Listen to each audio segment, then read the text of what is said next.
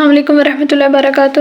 آج ہمارے پاس ایک ایسا یونیک سا سوال ہے کہ جیسے میں ڈر کی وجہ سے ہمارے پیرنٹس یا ہمارے گھر میں بڑے ہوتے ہیں، ان کا خوف ہوتا ہے، ڈر کی وجہ سے میں جھوٹ بول دیتا ہوں، تو اس کے بارے میں کیا کہنا چاہیں گے؟ ہاں جی، جھوٹ بولنا تو کہتے ہیں جائز تو نہیں کیا جائے گا، لیکن ہمارے گھروں میں ایسا ماحول ہے کہ ہمیں مجبوراً خود کو اس ٹائم وقت بچاتے ہوئے ہمیں یہ اس ماحول کے اکارڈنگ خود کو جھوٹ کی نظر کرنا پڑ جاتا ہے ہمیں۔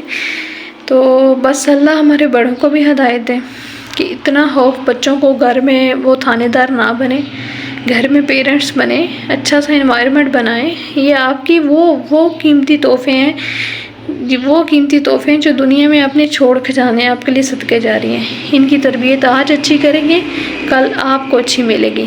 تو اس کے لیے بہترین کوشش ہے کہ آپ ان کے ساتھ ایسا کمپرومائز کریں، ان کی بات کو سنیں، اپنی ان تک پہنچائیں۔